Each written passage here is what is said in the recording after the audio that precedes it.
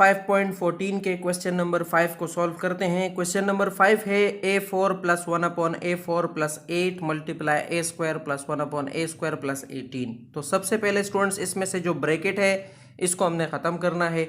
Bracket को ख़त्म करने के लिए हम 8 को ब्रैकेट के अंदर मौजूद a स्क्वायर से और 1/a स्क्वायर से क्या करेंगे, मल्टीप्लाई करेंगे। ठीक है, तो हमारे पास अगर इस सवाल में ब्रैकेट ख़त्म हो जाती है तो ये सवाल a4 हमारे पास नीचे आएगा। ठीक है, प्लस 1/a4 हमारे पास अपनी जगह पर आ जाएगा।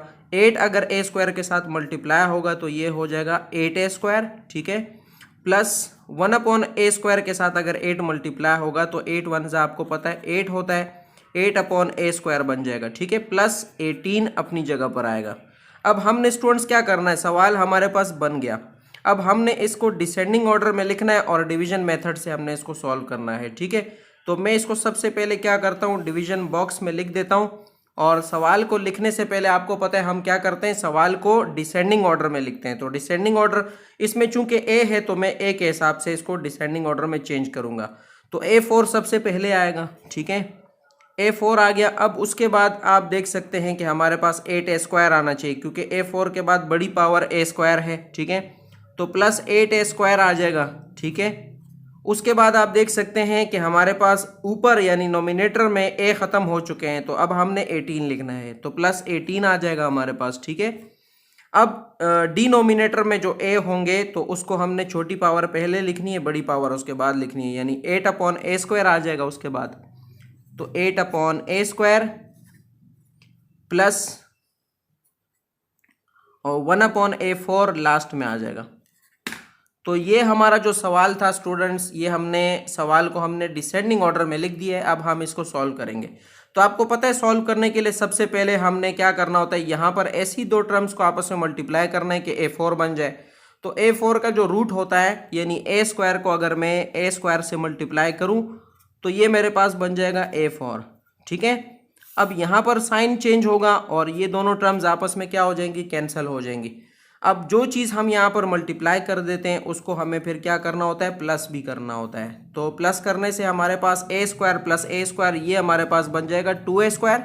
ठीक है, अब मैंने जो चीज़ें रह गई हैं उसको नीचे लेके आना है। तो 8a स्क्वायर को प्लस 18 को प्लस 8/a स्क्वायर को और प्लस 1/a4 को मैं नीचे ले आता हूँ। ठीक है, अब मैंने 2a स्क्वायर को ऐसी टर्म से मल्टीप्लाई करना है कि 8a स्क्वायर बन जाए। तो आपको पता है कि 2 को अगर हम 4 से मल्टीप्लाई करें तो 8 बन जाता है। ठीक है, यानी 2 4 जा 8 हो जाएगा और a स्क्वायर यहाँ पर ऑलरेडी मौजूद है तो वहाँ पे मुझे कुछ लगाने की ज़रूरत नहीं है। तो यानी मैंने 2a स्क्वायर को 4 से मल्टीप्लाई किया तो 8a स्क्वायर आ गया मेरे पास। ठीक है, अब जो नई टर्म यहाँ पर आ जाती है उसको मैं यहाँ पर भी लेके आता हूँ। तो 4 4 जा हमारे पास हो जाएगा 16। ठीक है, अब मैंने क्या करना है, साइन चेंज करने हैं। ठीक है, ये दोनों टर्म्स आपस में कैंसिल हो जाएंगी और 18 में से हमने 16 को माइनस करना है। अगर हम 18 में से 16 को माइनस करते हैं तो आपको पता है यहाँ पर रह जाएगा 2। ठीक है,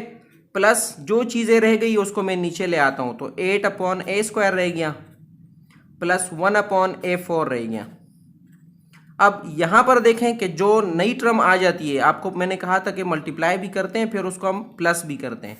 तो अब मेरे पास यहाँ पर 2a स्क्वायर आ गया। ठीक है, 4 + 4 हमारे पास 8 हो जाएगा। ठीक है, 2a स्क्वायर प्लस 8 से अब हमने इसको सॉल्व करना है। तो 2a स्क्वायर को मैं किस चीज़ से मल्टीप्लाई करूँ कि 2 बन जाए।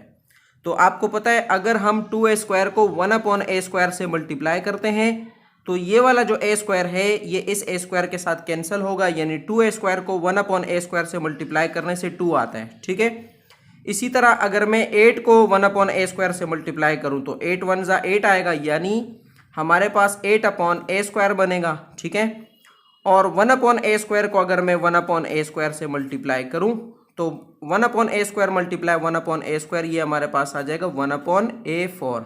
ठीक है, तो सवाल हमारा सॉल्व हो चुका है। साइन चेंज करेंगे। ठीक है, साइन चेंज करने के बाद 2 के साथ कैंसिल हो जाएगा, 8/a स्क्वायर के साथ कैंसिल हो जाएगा और 1/a4 के साथ कैंसिल हो जाएगा। तो हमारा इस सवाल का जो आंसर होगा वो होगा a स्क्वायर + 4 + 1/a स्क्वायर।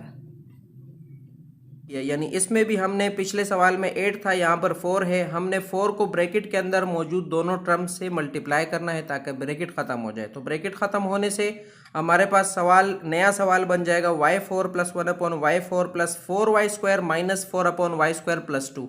अब मैंने इसको डिवीजन बॉक्स में मैंने इसको डिसेंडिंग ऑर्डर में लिख दिया। डिसेंडिंग ऑर्डर में हम इसलिए लिखते हैं ताकि हमें सवाल को हल करने में आसानी हो, ठीक है, स्टेप बाय स्टेप सवाल आसानी से हल हो जाता है। तो अब हमने y4 को हमने लाना है, यानी ऐसी दो टर्म्स को आपस में मल्टीप्लाई करना है कि y4 बन जाए।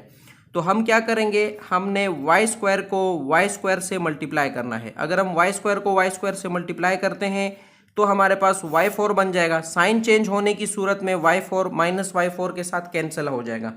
जो चीज़ हम यहाँ पे मल्टीप्लाई करते हैं उसको हमने प्लस भी करना होता है। तो y² अगर y² के साथ प्लस होगा तो नई टर्म बन जाएगी हमारे पास 2y²। और जो चीज़ें यहाँ पर रह गई हैं उसको मैं नीचे ले आता हूँ, 4y² + 2 - 4/y² + 1/y4, ठीक है।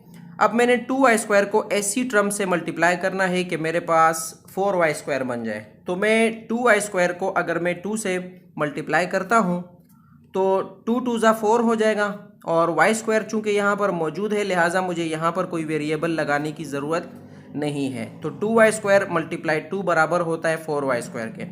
अब यहाँ पर जो नई टर्म आती है उसको मैंने यहाँ भी लाना होता है। तो 2 × 2 = हमारे पास हो जाएगा 4, ठीक है।